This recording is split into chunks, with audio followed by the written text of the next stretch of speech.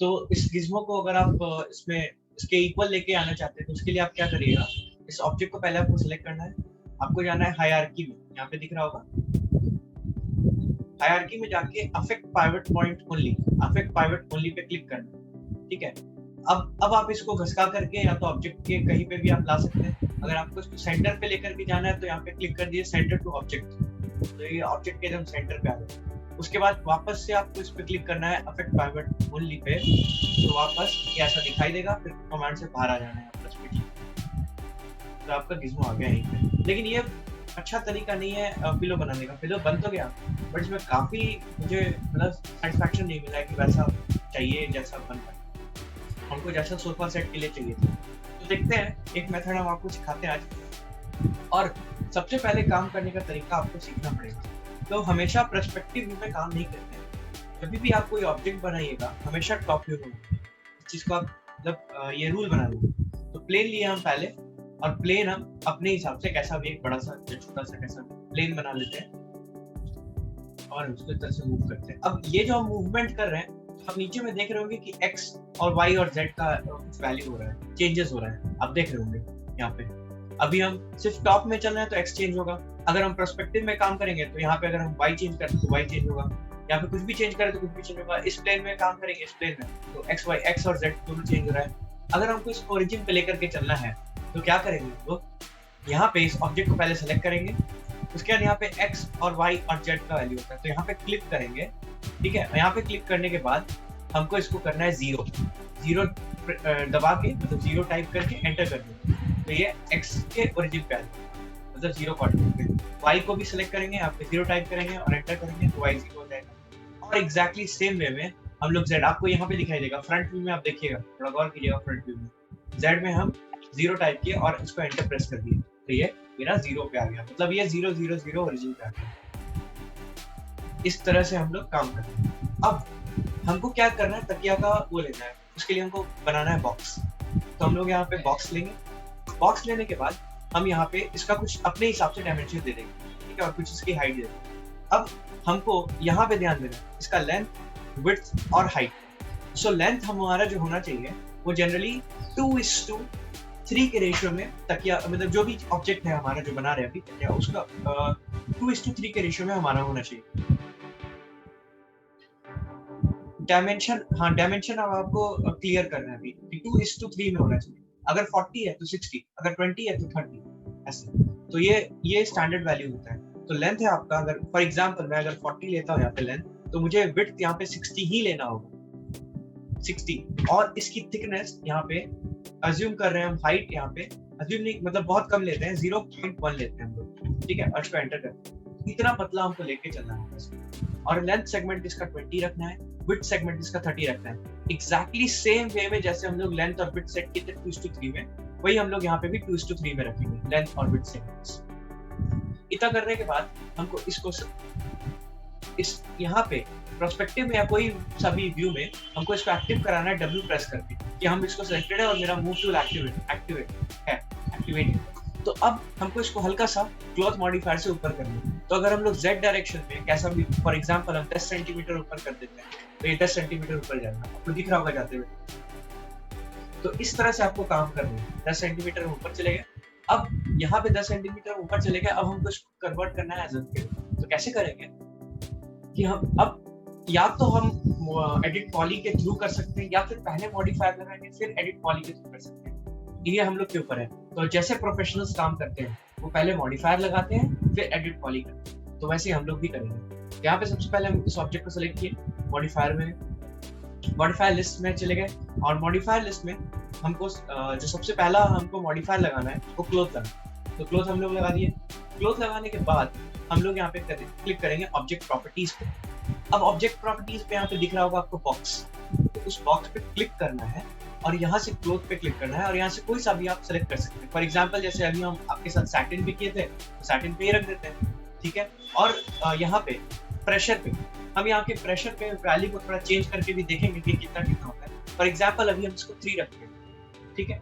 और हमको यहाँ पे प्लेन को भी सिलेक्ट करना है, तो ऐड ऑब्जेक्ट पे चले जाते हैं। ऐड ऑब्जेक्ट में आपको यहाँ पे प्लेन दिख रहा होगा, अगर आपको नहीं दिख रहा है तो यहाँ पे आप ये इस शॉर्टकट की एच से भी आ जाता है। तो डिस्प्ले ज्योमेट्री इस पे क्लिक करेंगे और यहाँ पे आपको प्लेन यहाँ पे क्लिक करके और यहाँ पे ऐड कर लेना है। तो अब जैसे ही ऐड करेंगे मेरा प्लेन एक्टिवेट हो जाएगा। अब प्लेन से मेरा पूछेगा कि कौन सा आपको करवाना है, तो प्लेन मेरा हो जाएगा यहाँ पे कॉलिजन ऑब्जेक्ट, ठीक है, जिसपे हमको इसको रखना है, तो वो मेरा प्लेन हो जाएगा। तो फिर से क्रॉस चेक कर लेंगे इसको, बॉक्स, क्लोथ, ये सब चीज था और प्रेशर हमने 3 दिया था, दैट्स इट। और यहाँ पे जैसे ही प्लेन पे क्लिक करेंगे तो मेरा कॉलिजन ऑब्जेक्ट आ जाना चाहिए बाय डिफॉल्ट, जैसे हम लोगों ने पहले सेलेक्ट करके रखा था। अब यहाँ पे ओके पे क्लिक कर लेंगे और ओके पे क्लिक कर लेने के बाद हम इसको कर देंगे सिमुलेट लोकल, ठीक है। और जैसे ही हम लोग करेंगे इस तरह से मेरा बन करके आएगा। हम इसको थोड़ा बड़े व्यू में देख लेते हैं, इस तरह से मेरा बन करके आएगा। तो ये थोड़ा तकिया जैसा भी लग रहा है।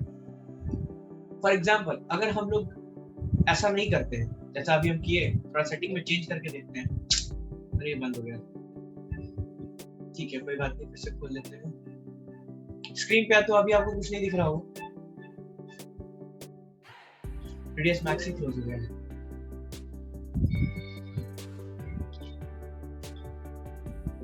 खुल रहा है, एक मिनट। तो हम लोग अब क्या करेंगे, नेक्स्ट स्टेप हम लोग का क्या होगा, नेक्स्ट स्टेप हम लोग का होगा कि हम लोग कैसे चेंज करते हैं उसके प्रेशर को, तो क्या क्या इफेक्ट आता है हमारे ऑब्जेक्ट पे, ये सब चीज को हम लोग को अब एनालाइज करना है। अभी स्क्रीन पे दिख रहा है आपको शायद,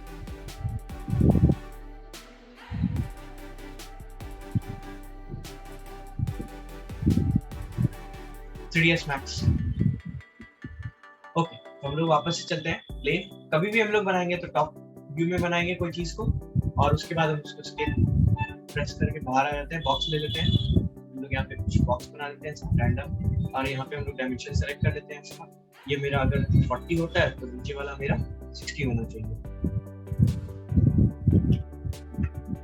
और ये मेरा हाइट फॉर एग्जांपल 0.1 सेगमेंट यहाँ पे भी उसी के अकॉर्डिंग लेना है।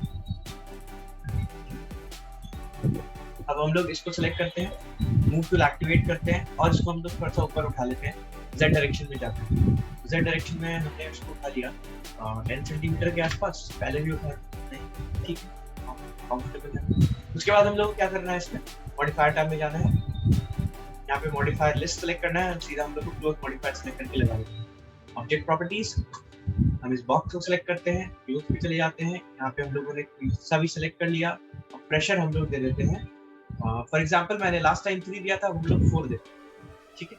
अब हम लोग यहाँ पे जाएंगे ऐड ऑब्जेक्ट पे, प्लेन सेलेक्ट करेंगे, ऐड करेंगे प्लेन को, इस प्लेन को सेलेक्ट करके हम कॉलिजन ऑब्जेक्ट बनाएंगे, और फिर वापस से क्रॉस चेक कर लेते हैं, बॉक्स मेरा क्लॉथ है और प्लेन मेरा कॉलिजन ऑब्जेक्ट, ठीक कर लेंगे। अब यहाँ पे हम लोग इसको करेंगे सिमुलेट लोकल। तो अब पहले में क्या डिफरेंस था, अब मैं आपको क्या डिफरेंस नजर आ रहा है।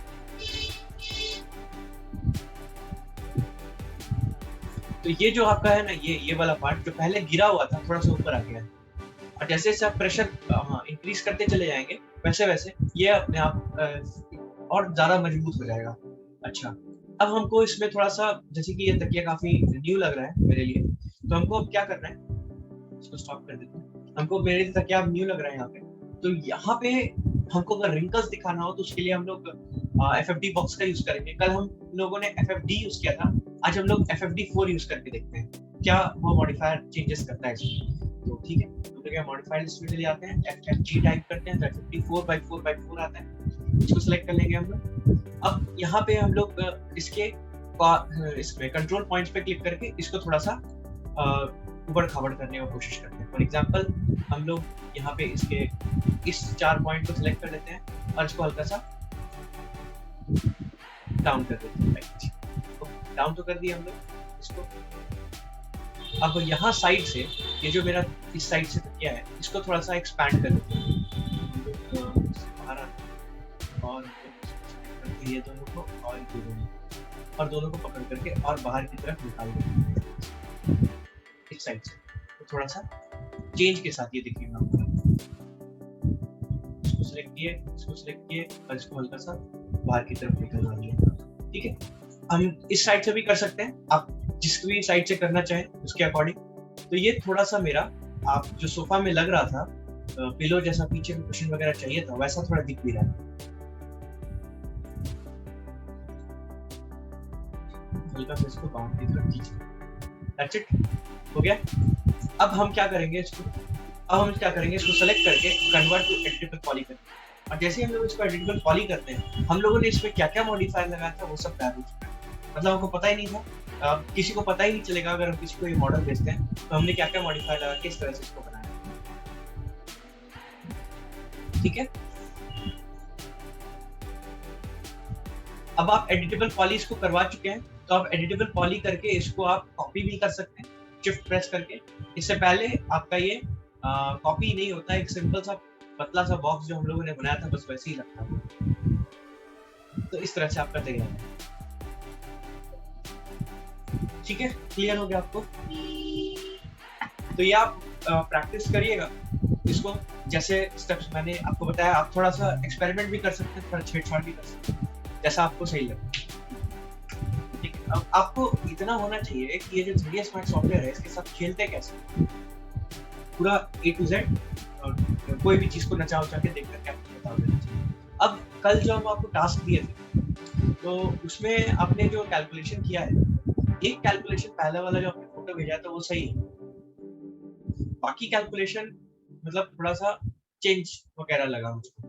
तो आप जो 100 में से सब्सट्रैक्ट क्यों कर रहे हैं, वहां पे हमको सब्सट्रैक्ट नहीं करना है। नहीं, कुछ नहीं, आपका जो परसेंटेज आया है वही फाइनल है।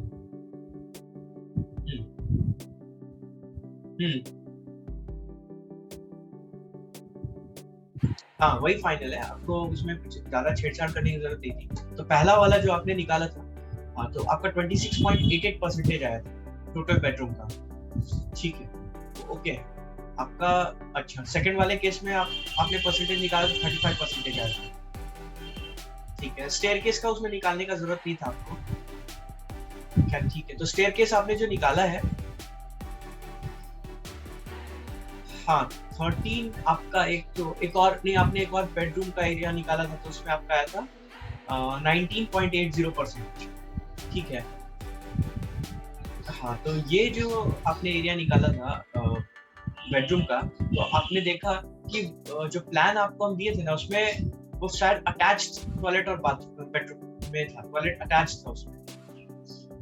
तो जब वैसा हो ना तो वो पूरा एरिया को आप कंसिडर करिएगा, 13 फीट बाई, हाँ पूरा एरिया, क्योंकि वो फिर मास्टर बेडरूम की तरह बिहेव करता है। तो वो चीज आपको करना था। ठीक है, तो पूरा एरिया आपको निकालना था, तो पूरा एरिया आपका वो बेडरूम में ही कवर हो जाएगा क्योंकि बेडरूम के साथ ही लगा होगा। तो वो आपको करना था। तो जनरली जो भी वैल्यूज आती है हमारा, जो भी जनरली वैल्यू आता है हमारा किसी भी, अगर हम बात करें इसका क्या बोलते हैं, किसी भी प्लान में, तो जो हमारा रूम्स का एक पर्टिकुलर क्या बोलते हैं एरिया और परसेंटेज फिक्स होता है। सो जो फिक्स होता है वो रेंज लाई करता है आपका 28 से लेकर के 42 परसेंटेज के बीच में लाई करेगा। 42 भी हम ज्यादा बोल रहे हैं, ये आपका 36 to 37 जाए बहुत है।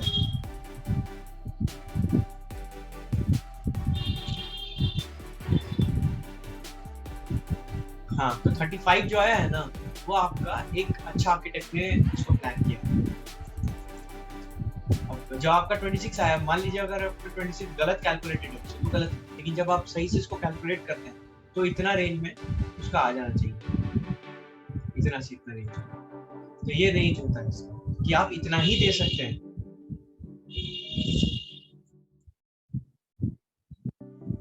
अगर आपका स्पेस कम है तो भी परसेंटेज तो नहीं बदलेगा ना, समझ पा रहे हैं ना आप? जैसे 30% हमको देना है, 1200 स्क्वायर फीट, 1200 का 30% कितना आ जाएगा?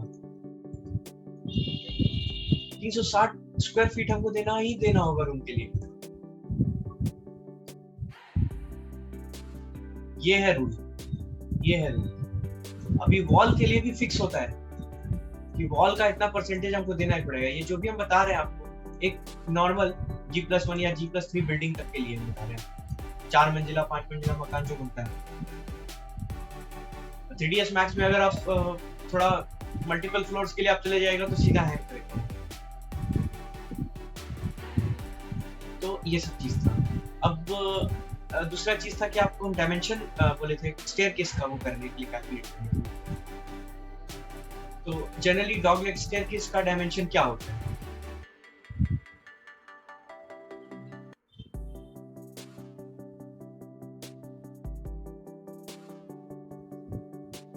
आपने ये कैलकुलेट करके मतलब बताया है या फिर ऐसे ही आपको? नहीं, आप कैलकुलेट करिए ना, आप कैलकुलेट। जैसे यहाँ पे एक स्टेयरकेस हम आपको प्लान में दिखाए भी हैं आपके इसमें, तो आप बोल सकते हैं, तो उसमें 7 feet change bye 15 feet change का स्टेयरकेस दिया हुआ है डॉगलेग। तो 7 फीट चेंज इसकी चौड़ाई है और 15 फीट चेंज इसकी लंबाई है, तो उतना लंबा स्टेयरकेस मिला हुआ है। तो आप उससे आपने कैलकुलेट भी शायद किया है कि कितना परसेंटेज स्टेयरकेस है। तो आपने कैलकुलेट जब किया है तो स्टेयरकेस पे, तो वो 13% है, यही सही है आपका। समझ में आ गया? तो एक प्लान में जब भी हम लोग काम करेंगे तो स्टेयरकेस मतलब 13% आपका कवर करेगा। ये थोड़ा मतलब अप्रोक्सीमेटली 11 से लेके 13 के बीच में थोड़ा क्लोज रहेगा। हाँ, ये जो मेरा स्टेयरकेस अगर टॉप से देखेंगे आप, तो एक नॉर्मल डॉगलेग स्टेयरकेस अगर आपका मकान का हाइट 10 फीट का है, तो जो डायमेंशन आता है हमारा जनरली वो 6 फीट, इसकी चौड़ाई बात करें 6 फीट ऐसे, और लंबाई जो होगी इसकी वो आपका 13 फीट के आसपास आएगा। और थोड़ा और कंफर्टेबल चाहिए तो आपको 8 फीट बाई 14-13 फीट, ये थोड़ा कंफर्टेबल होता है 8 फीट बाई 13 फीट। तो जैसे कि आपका रेलिंग है तो 2 इंच का आपका रेलिंग आना चाहिए, 2 इंच का रेलिंग इसी 6 फीट में इंक्लूडेड है, तो उसने 7 फीट 5 इंच के आसपास दिया है, तो थोड़ा रेलिंग के बीच में गैप थोड़ा मिला हुआ है उसको देने के लिए। आप देखे होंगे कि ऐसे होगा।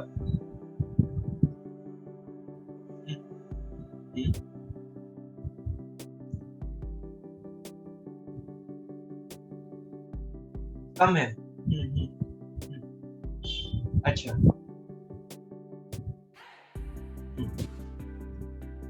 ये ठीक है।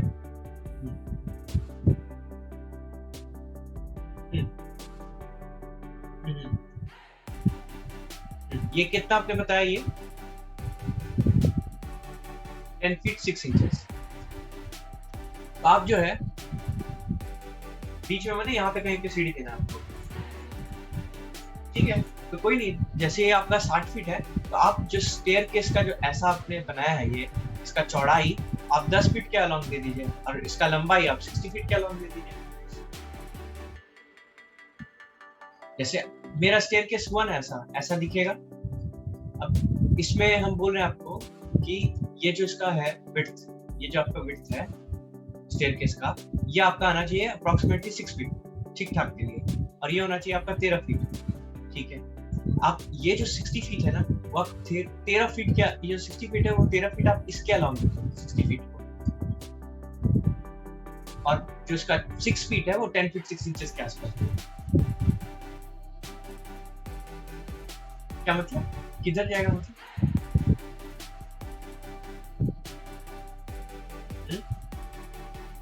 हाँ, ये 6 फीट इसका विड्थ हो जाएगा, ऐसे आपका आएगा, ऐसा आ जाएगा, और लंबाई इसका 13 फीट इधर आ जाएगा।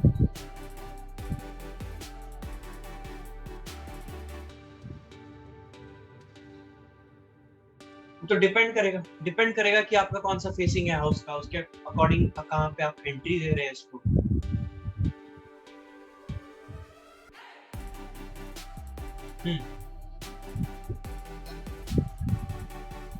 हाँ, तो बीच में ही तो है ये, इस स्पेस पे, तो इस स्पेस पे उठा के इसको रख देंगे। सोचना क्या, उसमें ज्यादा सोचना थोड़ी है मेरे को। आप इसको यहाँ से पकड़िए, यहाँ पे रख देंगे।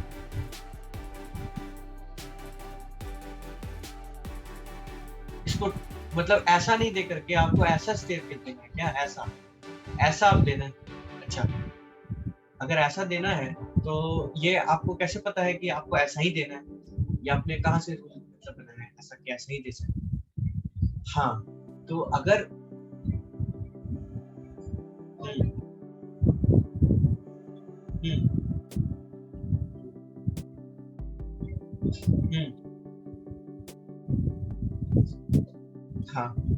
ये डॉग लेग के लिए, राइट। ये मस्ट मतलब मैं सिर्फ डॉग लेग के बारे में बात कर रहा हूँ। हाँ ठीक है।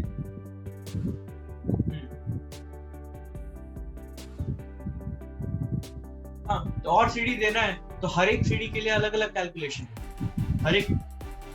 हाँ हाँ, एल शेप आप दे सकते हैं, आप एल शेप दे सकते हैं, ऐसे ऐसे जा करके जो ऐसे चढ़ता है ऐसा शेप में आ जाएगा। आप ऐसा वाला दे सकते हैं, एल शेप वाला, अगर आपको जगह कम पड़ रहा है।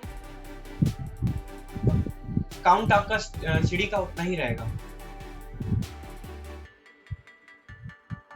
एकदम। ये जो है आपका एल शेप में आ गया, इतना स्पेस अब नहीं लेगा आपका। आप यहाँ पे ही समझ लीजिए हम यहाँ पे लाइन बनाते हैं, ऐसे करके आपका सीढ़ी चलाते हैं,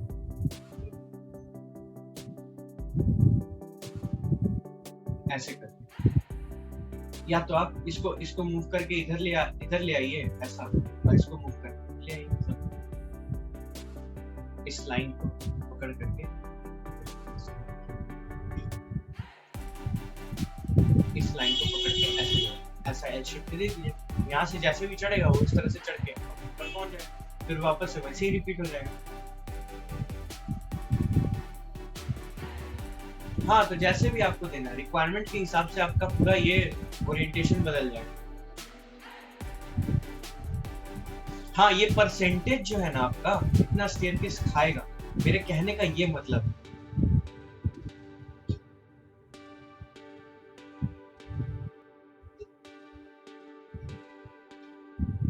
हाँ ये वाला 13/6, यस राइट, यही हम बोल रहे थे। हाँ आपका जो भी मैंने अभी आपको प्लान भी भेजा है तो आपने देखा भी होगा, आपका एक स्टेयरकेस तो था, लेकिन उसमें क्या था कि एक कर्व ऐसे करके बनाया हुआ। लैंडिंग जो था आपका ऐसे था, सीधा था नहीं, रेक्टेंगल था नहीं, तो वो रिक्वायरमेंट के अकॉर्डिंग उसने चेंज कर लिया अपने आर्किटेक्ट ने। तो वही चीज आपको ले लिया, वो एक्चुअली स्पेस उस टाइप से लिया है कि थोड़ा जगह यहाँ पे बच गया, थोड़ा यहाँ जगह बच गया, और वो उस जगह में हो सकता है बहुत कम हो सकता है। अब आपका जैसे स्टेयरकेस कभी कभी होगा तो ऐसा हो सकता है कि हम यहाँ से जा रहे हैं ऐसे, फिर ऊपर चढ़े ऐसे, और फिर ऊपर ही चढ़े ऐसे करके, यहाँ ऊपर में ऐसे करके इस साइड ऊपर चढ़ के आते चले ऐसे ऐसे ऊपर में चढ़ते इस साइड से। तो ये आपका मतलब एक पैटर्न हो गया स्टेयरकेस को दिखाने का कि हाँ ऊपर ऊपर ऊपर ही आ रहा है। तो ये नीचे का जो जगह है ना, ये हाइट, ये यूटिलाइज किया जा सकता है। तो ये सिचुएशन पे डिपेंड करता है, टॉयलेट या फिर लोग पार्किंग में भी यूज कर लेते हैं, डिपेंड करता है कि आपका रिक्वायरमेंट क्या है वहाँ के अकॉर्डिंग। लेकिन आपको कुछ रूल तो पर्टिकुलर फॉलो करना पड़ेगा, बिना उसके काम नहीं चलेगा। अब सेम है आपका जैसे वॉल के लिए भी, तो वॉल का भी परसेंटेज फिक्स होता है कि आपका इतना परसेंटेज वॉल लगेगा ही लगेगा किसी भी प्लान में, ठीक है। एक बार फिर कॉलम भी फिक्स होता है कि कॉलम कितना परसेंटेज आपका एरिया लेगा ही लेगा। तो अब हाँ थोड़ा 19-20 हो सकता है, ऊपर नीचे थोड़ा सा हो सकता है, लेकिन जो कैलकुलेशन है उसके अकॉर्डिंग इतना ही चलना है हम लोग को लेकर। ये सब चीज आपको नोटिस करना है। कभी प्लान आपके सामने आएगा तो रिक्वायरमेंट तो ठीक है, लेकिन आपको सामने वाले को बताना पड़ेगा कि इतना एरिया ही आप रूम दे सकते हैं, उसके अलावा नहीं दे सकते। उसके अलावा मतलब किचन बाथरूम वगैरह सब अलग से जाता है।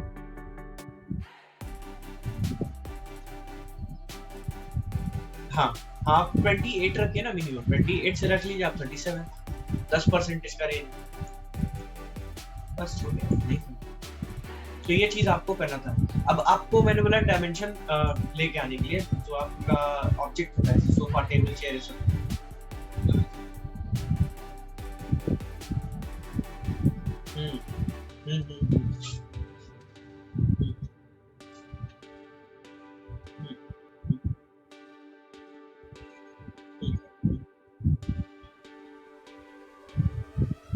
हाँ तो कभी नहीं देगा आपको, जब भी रिक्वायरमेंट मिलता है तो आपको कभी क्लियर ये नहीं पता चलेगा कि आपका डायमेंशन टोटल कितना है।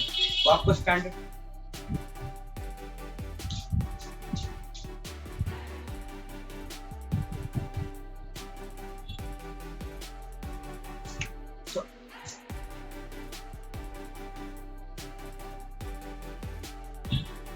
हम आपको ये कहना चाह रहे हैं, मतलब मेरा पर्पस क्या है आपको बोलने का, कि प्रोजेक्ट जब आपको मिलेगा ना इस तरह का बनाने के लिए, तो वो ज्यादा आपसे बोलेगा नहीं, आपको सिर्फ इमेज दे देगा, बोलेगा ऐसा हमको दे। तो उस टाइम आप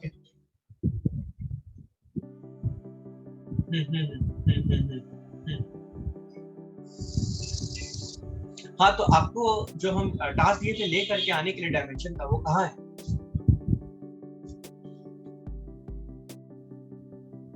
आपको टास्क दिए थे ना कल डायमेंशन लाने के लिए, टेबल चेयर और सोफा का भी, और भी बहुत सारा चीज का मूल ऑब्जेक्ट का आपको लेके आना एकदम। तो हाँ हाँ, नहीं होता नहीं है आपको, मतलब प्रॉपर ये होता है, मतलब आपको रूल कहाँ से पता चलता है, ये हम आपसे पूछना चाह रहे हैं। जैसे अभी आपने कैलकुलेट करके बताया, तो वो लॉजिकली फिट होता है कि हाँ कैलकुलेट करने के 3 प्लान था, इस तरह से ऐसा था, तो हर एक टाइम में आर्किटेक्ट इसी तरह से काम करता है, एक अच्छा आर्किटेक्ट। तो वैसे ही हम आपको बोल रहे हैं कि आपको जो हम टास्क दिए थे वो आप मतलब आपने जैसे फोटो भेजा, उस फोटो में कैलकुलेशन था, उसमें डायमेंशन तो था ही नहीं, तो डायमेंशन तो हमको नहीं मिला।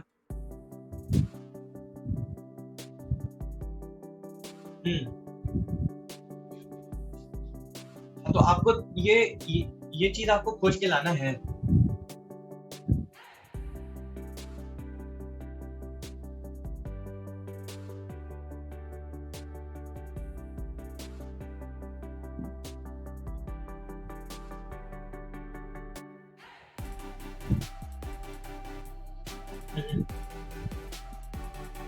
तो बोलिए बोलिए, सुन रहे हैं।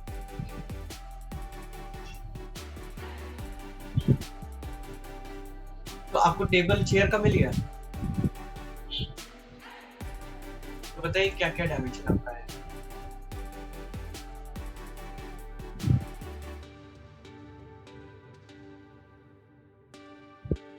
नहीं, तो आपको नोट करना है, और एक एक का नहीं, कम से कम 3 से 4 टेबल चेयर का आपको डायमेंशन लिखना है। और टेबल चेयर ही नहीं, सोफा सेट भी, और जितना भी नॉर्मल जो भी फर्नीचर यूज होता है घर में, आपने ऑटोकैड में भी प्लान वगैरह देखा होगा, तो एक आर्किटेक्ट बेड वगैरह लगा, तो वो डायमेंशन आपको, तो डायमेंशन आपको पता होना चाहिए। अगर आपको पता नहीं होगा 3ds मैक्स में आप इंटीरियर में काम ही नहीं कर पाइए। मेरे पास अभी एक प्रोजेक्ट है इंटीरियर का, उसमें हमको उसी के हिसाब से काम करना है, इसलिए हम आपको बोल रहे हैं पहले से।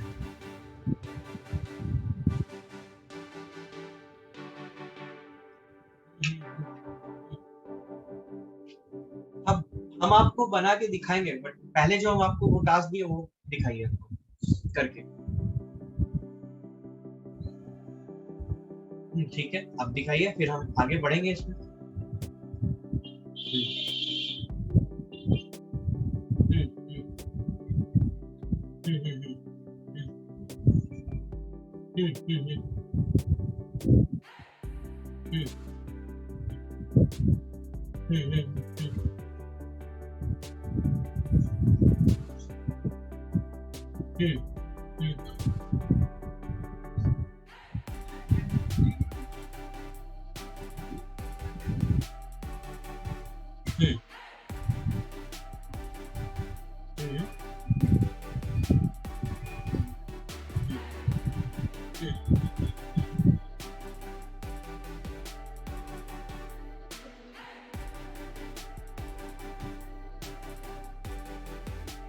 बिल्कुल बिल्कुल बिल्कुल।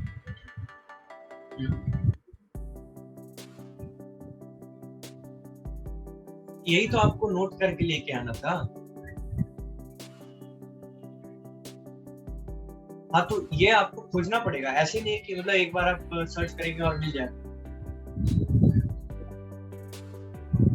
नहीं, इसमें क्या दिया हुआ है, इसमें आपको कैलकुलेशन करने से कुछ मिलेगा ही नहीं, आपको खुद खोजना पड़ेगा डिफरेंट मॉडल, मतलब आपको खुद ये डायमेंशन टाइप करके देखना पड़ेगा कि एक्चुअली कितना होता है।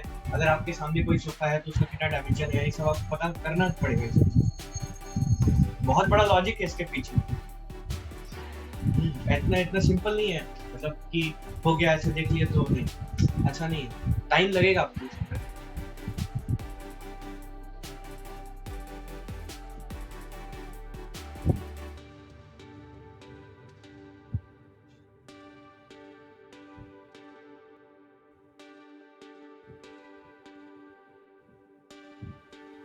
हिंट तो हम ये आपको सोफा का मॉडल ही दे दिए, अब इससे बड़ा हिंट हम क्या दे सकते हैं? हम्म,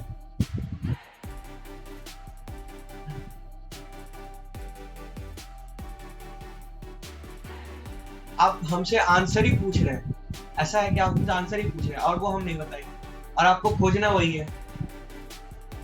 हाँ, नहीं एग्जैक्ट नहीं, लेकिन आपको इतना वैल्यू मिल जाएगा कि ऑन एन एवरेज आप पता कर सकते हैं कि हाँ ये हो सकता है, ये हम इसको सही मान सकते हैं। क्या क्या नहीं, आप अपने मन से बता रहे हैं ना, ये आप मत करिए अपने मन से, तो हमको डायमेंशन चाहिए ही नहीं, हमको जो होता है वो बताइए।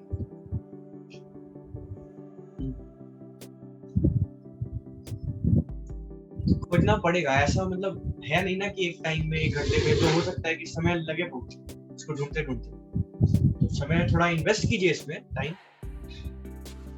इन्वेस्ट कीजिए, फिर आपको लॉजिक पता चलेगा कि ऐसा क्यों होता है, कि ये डायमेंशन आपको पता चलेगा कि इसका जो नीचे का आप जो बोल रहे हैं सपोर्ट, वो फिक्स होगा, और जब आप फिक्स होगा तो आपको पता चल जाएगा कि ऐसा फिक्स क्यों होता है। अच्छा, पूरा इसके पीछे का बहुत क्या बोलते हैं, पूरा सब चीज एक मैनिपुलेटेड वे में कैलकुलेट किया जाता है।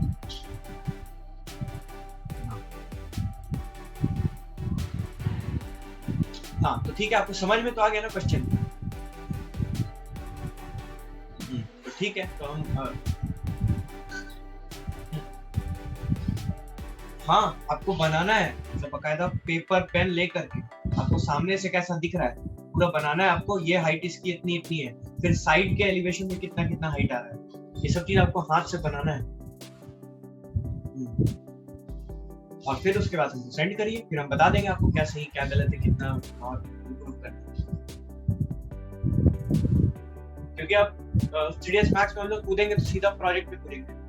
शिवम सर ने बताया मुझे कि आपको टूल्स वगैरह सब आता है, तो बिल्कुल इसमें टाइम इन्वेस्ट हम लोग नहीं करेंगे और इसमें सीधा प्रोजेक्ट पे जाएंगे। क्लासेस में आपको जितना भी लिए कि आप एक बहुत इनिशियल स्टेज में, मतलब आपने जस्ट सीडीएस मैक्स पे कदम ही रखा है, और वो भी उतना मतलब सैटिस्फाइड रिजल्ट आप प्रोड्यूस नहीं कर पाते, तो यूज क्या, तो उससे कोई फायदा नहीं है, मतलब काम कर लेने से या फिर बना लेने से कुछ भी फायदा नहीं है ऐसे आउटपुट देने से। तो आपको क्या करना पड़ेगा, हाँ, जैसे जैसे हम आपको, जैसे अभी पिलो का हम बताएं, ऐसे धीरे धीरे करके आपको टूल्स सिखाते चले जाएंगे आपको। अभी तो आपको इजी लगेगा, लेकिन जैसे क्लास प्रोसीड होगा और कॉम्प्लेक्स होते चला जाएगा, तो आपको हर एक दिन का प्रैक्टिस इंटैक्ट रखना होगा बस।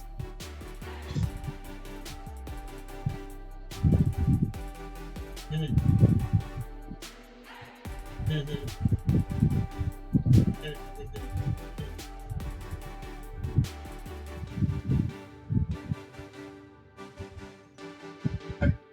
37 हाँ 38 भी पहुंच जाए। हम्म, हम्म।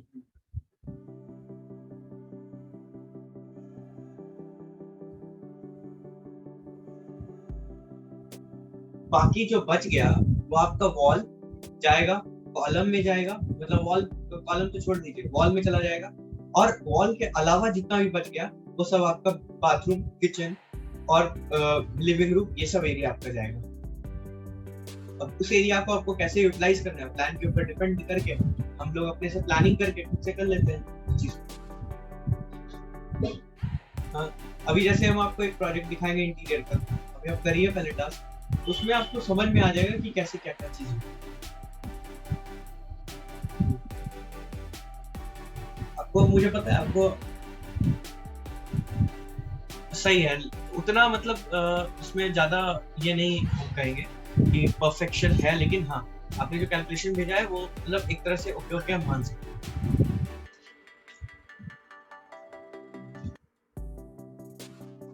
आपने बोला ना, मैंने मास्टर बेडरूम आपको पूरा लेना है, मास्टर बेडरूम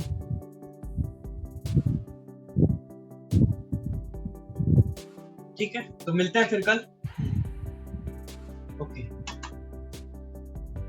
बिल्कुल। हाँ हाँ हाँ।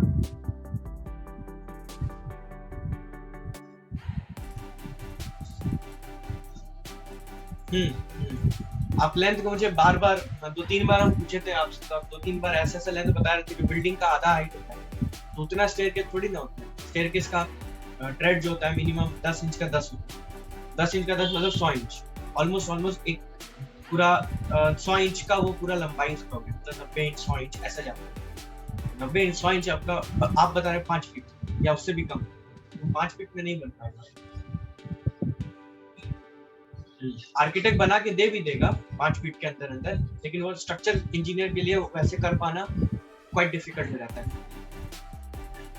हो सकता है स्ट्रक्चर इंजीनियर रिजेक्ट भी कर दे उसको।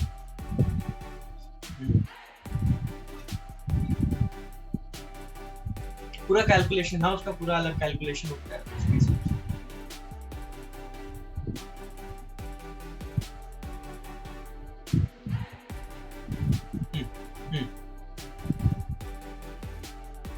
बिल्कुल बिल्कुल।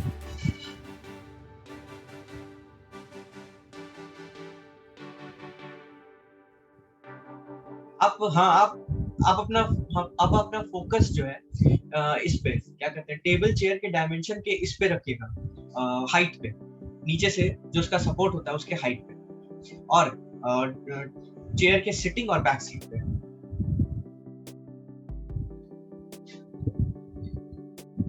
ठीक है, उस पे खोजने में आप अपना फोकस रखिए। इतना भी हम हिंट दे दिए, अब आप करके लेके आइए, फिर हम करते हैं आगे बढ़ते। ठीक है। हाँ हाँ हाँ।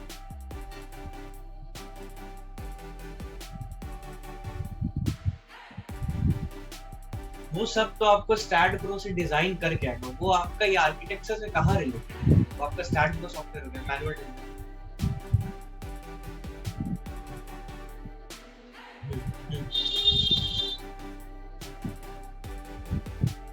कभी नहीं आएगा, वो तो कभी नहीं आएगा। STAAD Pro actually outdated software है, उसपे जो डेटा मिलता है वो पूरा गलत आता है। हम लोग को उस पे पूरा मैनुअली कैलकुलेट करना पड़ता है कि कैसे क्या क्या होगा, और वो भी हम लोग एक्सेल शीट में करते हैं, फिर हाथ से पेन पेपर करते हैं।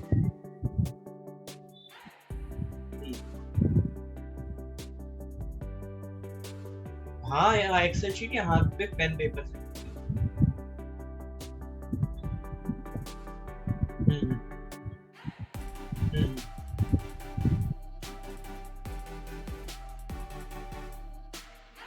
नहीं नहीं नहीं, वैसे नहीं, वैसे नहीं। लोड का कैलकुलेशन का अपना मेथड अलग है, और उसको समझने के लिए कोडबुक का यूज करना होता है हम लोग को।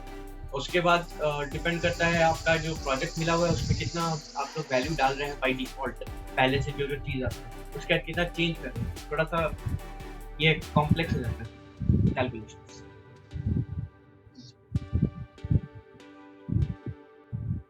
नहीं नहीं, वो कम्प्लीटली रॉन्ग रहता है, उसमें तो कॉलम बीम ही डिजाइन होता है, बाकी कुछ नहीं करते।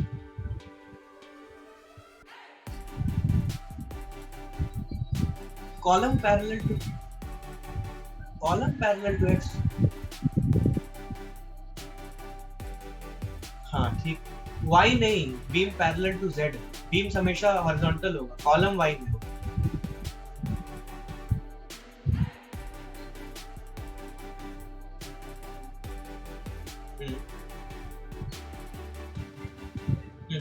पूछिए, स्टार्ट करो।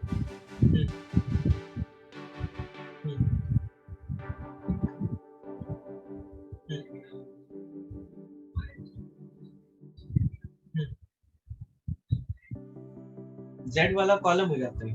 ठीक है ठीक है ठीक है।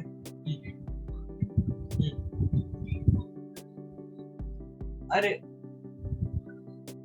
डिजाइन करके देता है, बट हम लोग वैल्यू उसका नहीं लेते हैं, हम लोग वैल्यू खुद से कैलकुलेट करते हैं, उससे बस डेटा लेते हैं।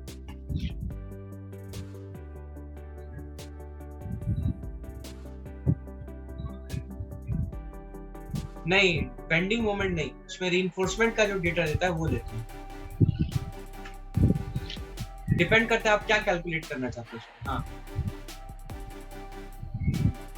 हाँ, स्ट्रक्चर जो है मतलब बिल्डिंग है उसका डिजाइन आप करना चाह रहे हैं, कॉलम भी, ऑब्वियसली आपको जो डेटा लेना पड़ेगा स्टार्ट से वो आपका डिपेंड करेगा कि कॉलम और डीप वेरिएंट को स्टार्ट दिखाना चाहिए। हम करते हैं बिल्कुल।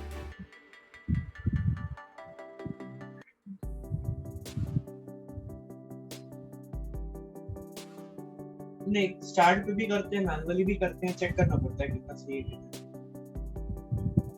अच्छा,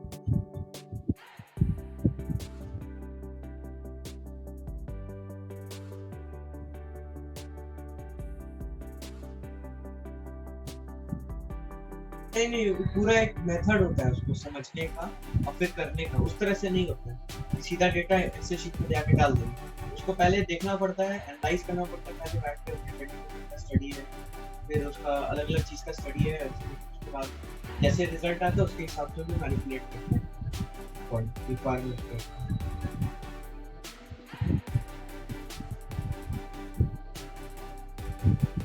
ठीक है, तो मिलते हैं कल। Thank you.